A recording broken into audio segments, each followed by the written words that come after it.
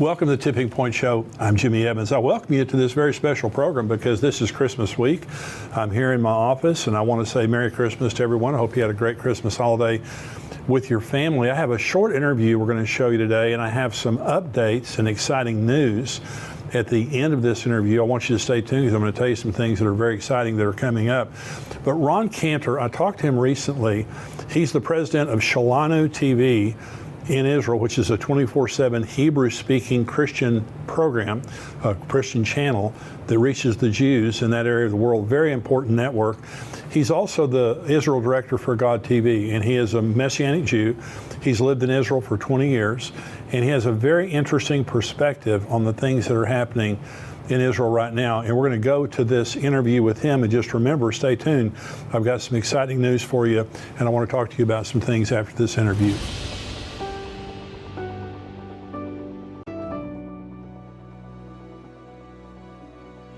Ron, thank you for joining me today.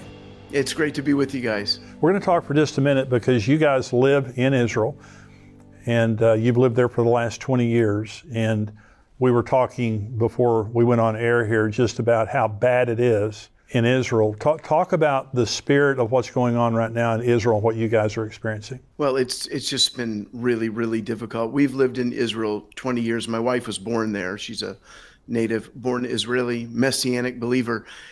But we were in France on, actually Switzerland on October 7th, catching a train to France. And we began to hear reports about rocket fire, which for us, it's normal. We live in Ashkelon, which is 10 minutes from Gaza. I see rockets literally go over my apartment building. We're used to that. And we have the Iron Dome, of course, which, over 90% effective. But we could see that this was different. There was more rockets than normal. And as we got about 10, we're on our way to Marseille, France, and we're getting updates, and every 10 minutes it's getting worse. Then we're hearing there's terrorists actually in Israel. And of course we're thinking 10, 20, like we couldn't even imagine that there were 3,000 terrorists in our southern cities. We could not imagine that 12 to 1,400 Israelis would be butchered. And so when the dust settled and we were able to really, and it was over 24 hours before we fully understood what had happened, the country was just in shock, absolute shock. It's just absolutely awful.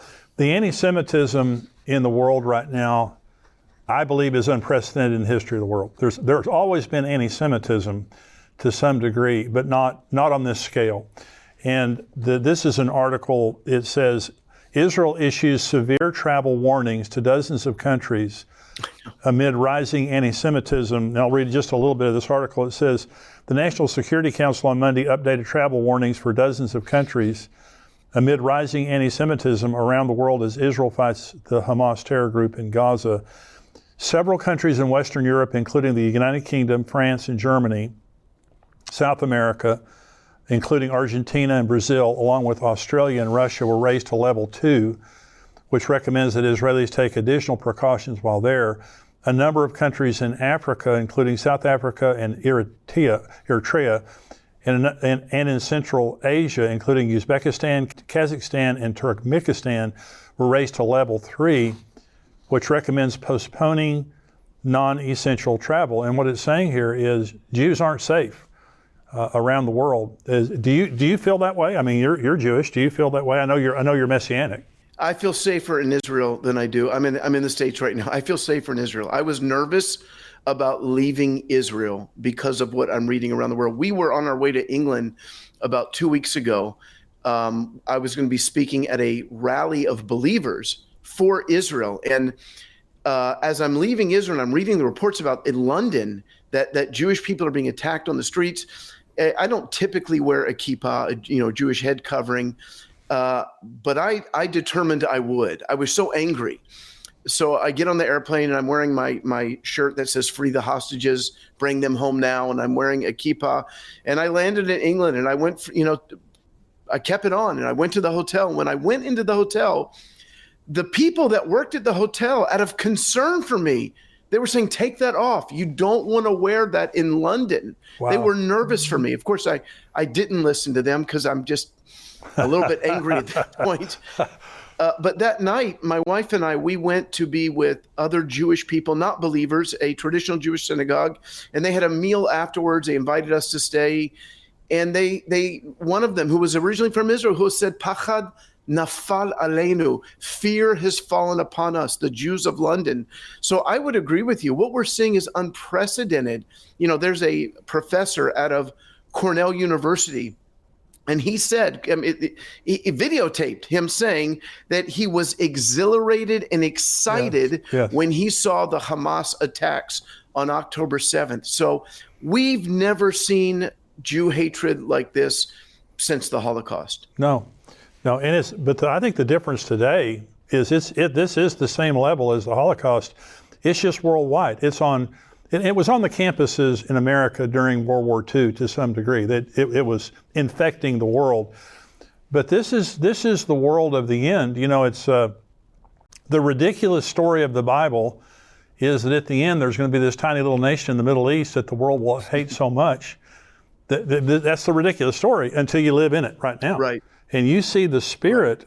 The United Nations, the Secretary General of the United Nations supports Hamas. And I want to read just a little bit of an article here. This is from Fox News. It says, doctor treating freed Hamas hostages reveals unprecedented abuse. We have to rewrite the textbooks. And it says, a doctor treating freed Hamas hostages in Israel says survivors are suffering from an unprecedented level of extremely severe psychological abuse they endured during captivity. She says, I can tell you that on behalf of all the medical and psychological teams treating those who returned, the mental states we encountered have no precedent in medical literature. We feel that we have to rewrite the textbooks of post-trauma. Dr. Renana Eitan. Eitan revealed that the Tel Aviv Medical Center is actively treating more than 15 former hostages and described their severe physical and mental abuse. Those held captive were subject to starvation, to beating, to sexual abuse. They were being held in inhumane sanitary conditions. Extremely severe psychological abuse was inflicted on them, including separation from family members, separation of siblings, separation of children from their mothers. They were held in solitary confinement and spent long days in total darkness until they developed severe hallucinations. Eitan claimed children were forced to watch brutal videos. They were under constant threats by weapons and threats to harm them even after they were released. They referred to the forced use of psychiatric drugs and other substances. Eitan also detailed cases where individuals, though appearing physically unharmed, are dealing with severe post-traumatic symptoms. They also say in this article, Ron, that before they released them, they gave them sedatives so that they Drugs. would appear not to be as upset. So these are the people that the world is rallying behind. And you were talking about London. Had some friends of mine in London on October like the 8th, right after this happened, the 9th, and there were pro-Palestinian support demonstrations all over London, and not one for Israel at that point. And so this is unbelievable that even the UN Secretary General is saying, well, we don't blame Hamas, for doing what they did. Well, these are savages, not all the people of Gaza, but Hamas, the political leaders there, they're evil.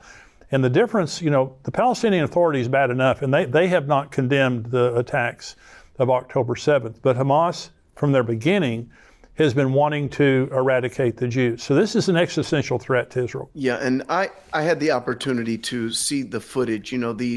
The sick thing about the terrorists is that they videotaped themselves. They gave us the evidence. So half of the terrorists were killed on October the 7th and 8th.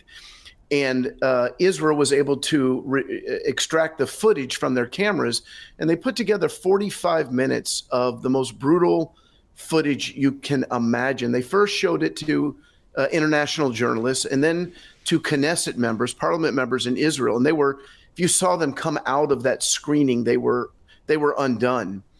And then a week later, they showed it to faith-based journalists. I was able to attend that.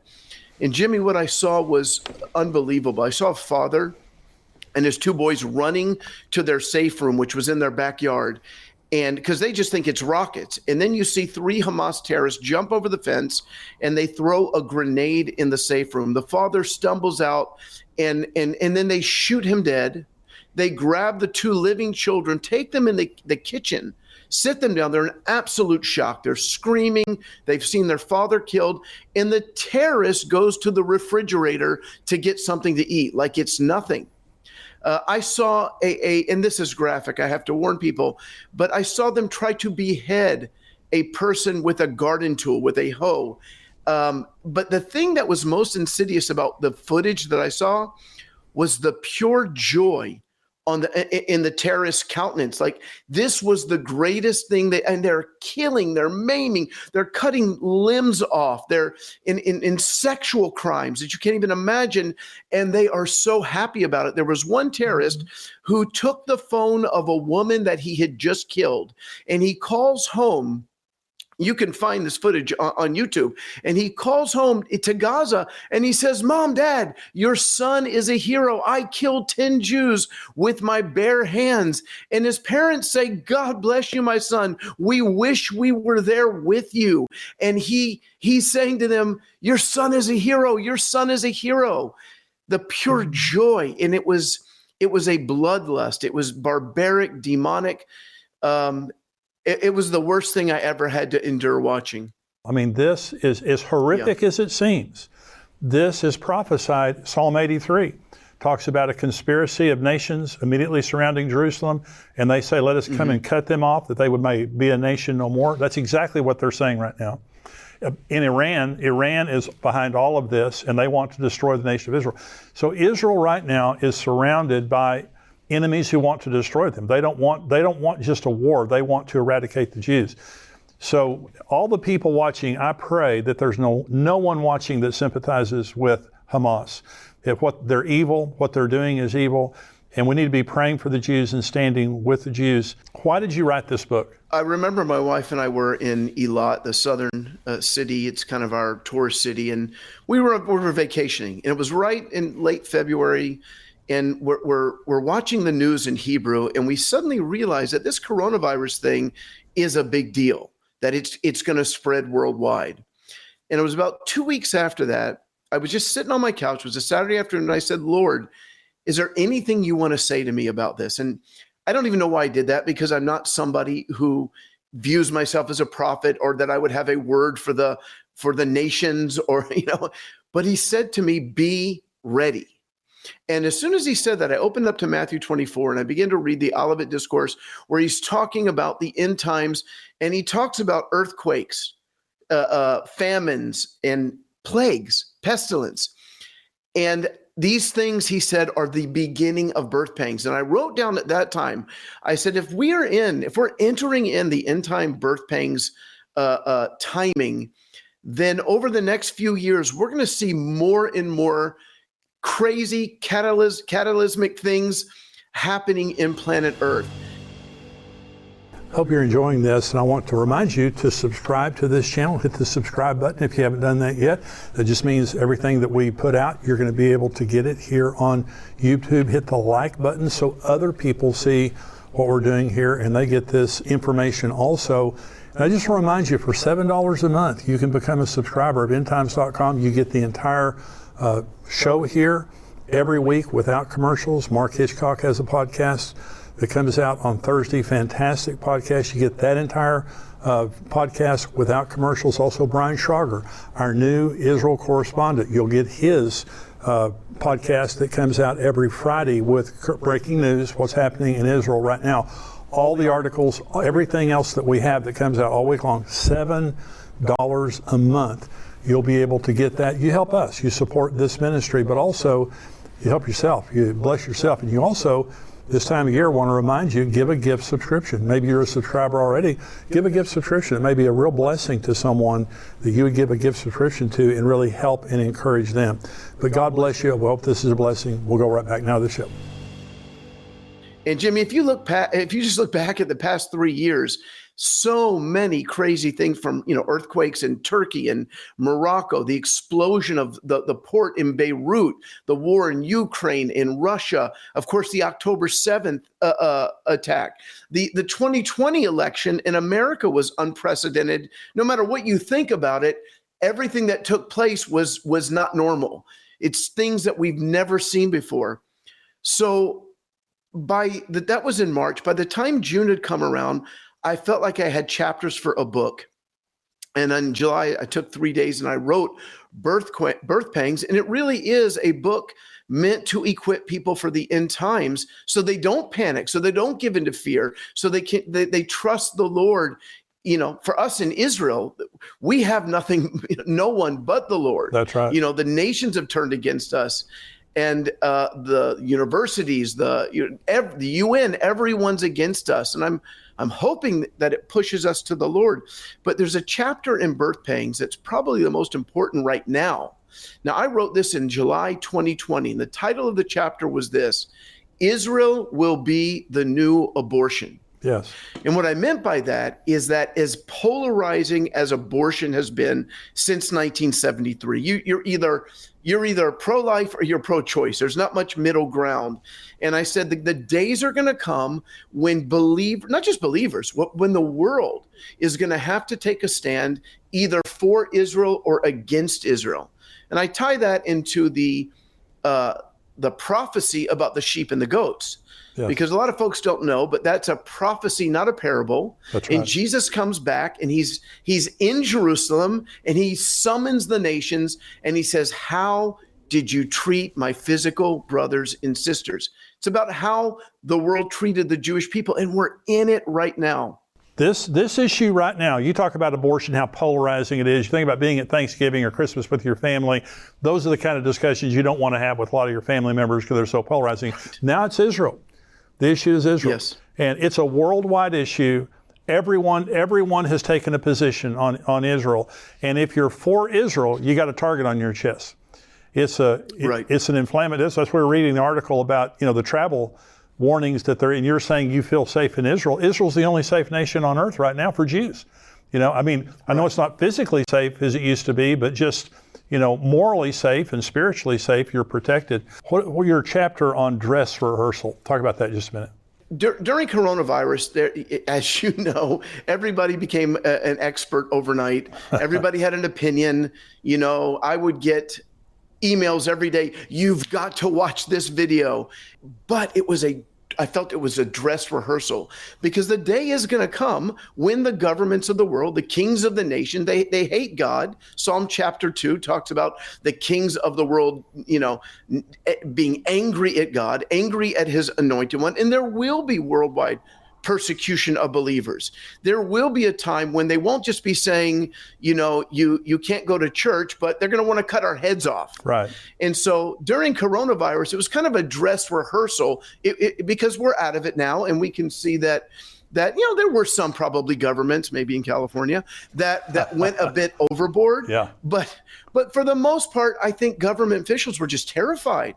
And the day is going to come when they will tell us we can't meet under the threat of death. Right. And the mark of the beast, people are telling me, the vaccine is the mark of the beast.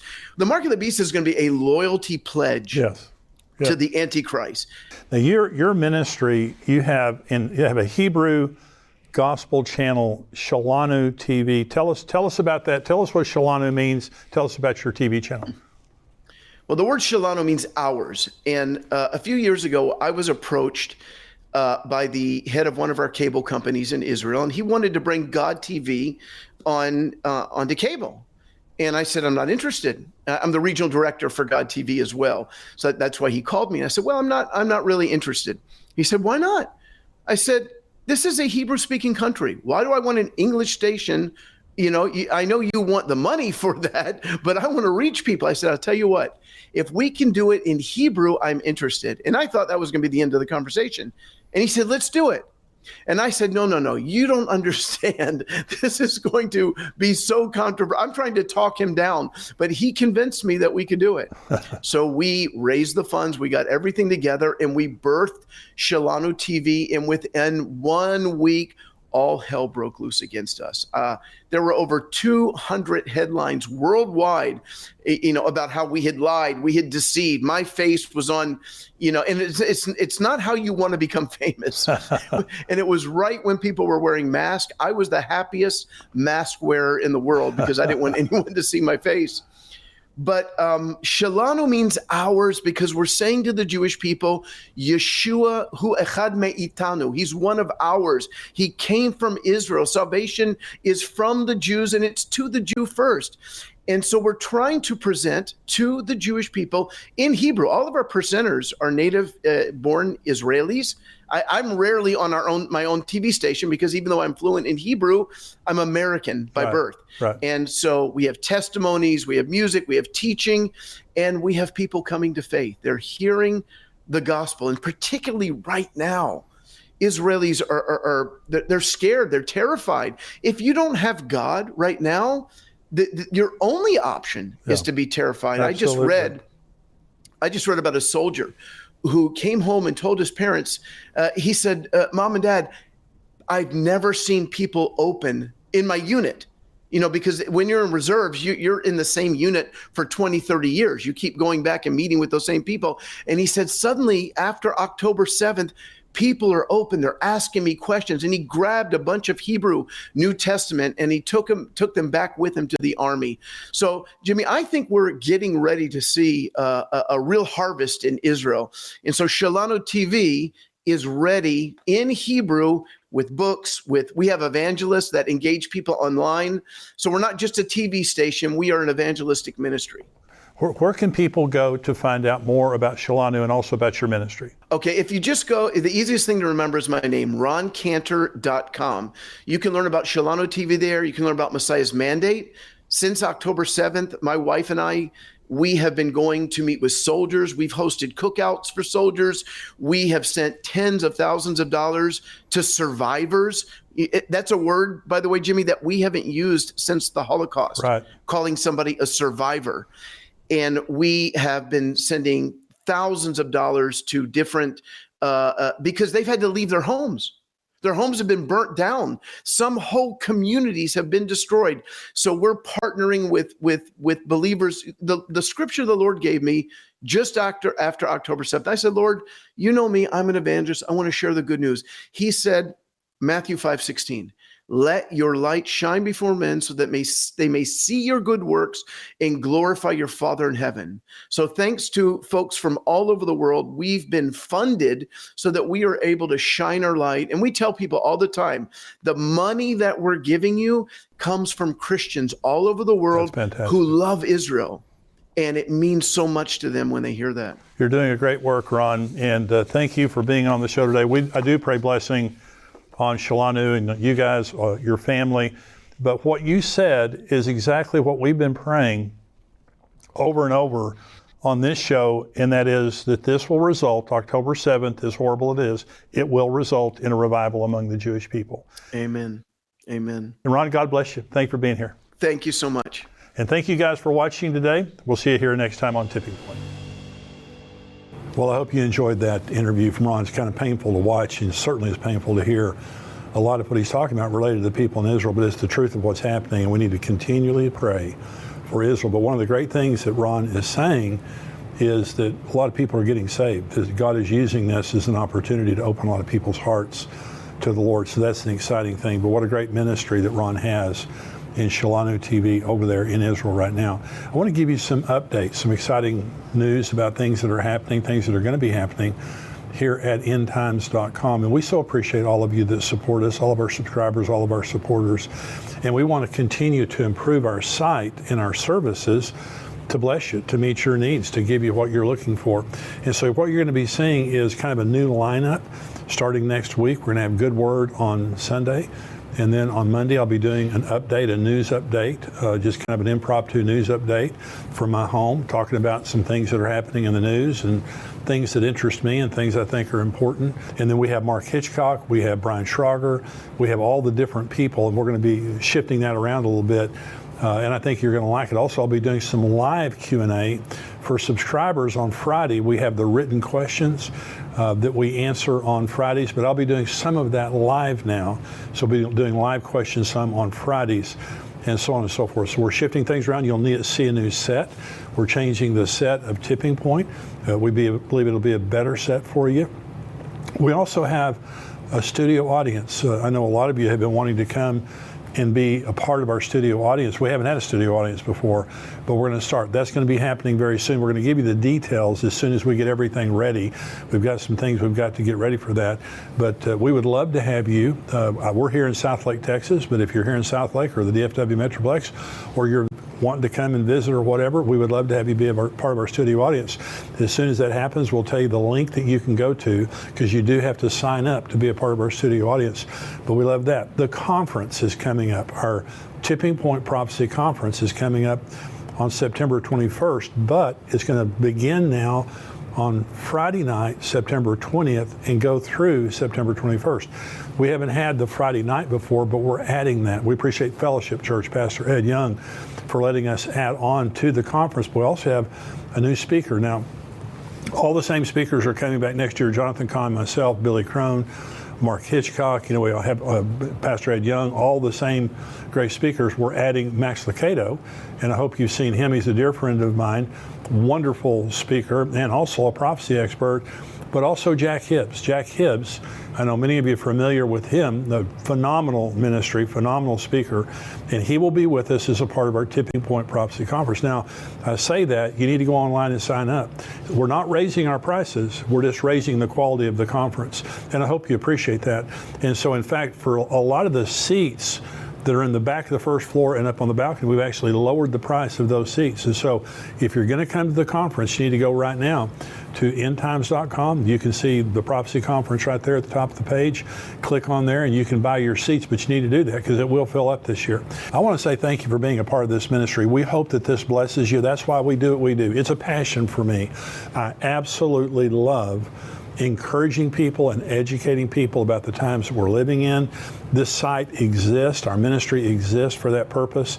And I want to ask you to consider giving a special gift at this time of the year. We're living in very severe times. There's never been a more important time in the history of the world for the message of Jesus and the message of Bible prophecy, because it's happening right before our eyes, and people need to know what the Bible says so that they can stay encouraged in these very difficult times, because Jesus is coming. Would you help us get this message out? Would you consider giving us a very special gift this time of the year? You can go to give.endtimes.com.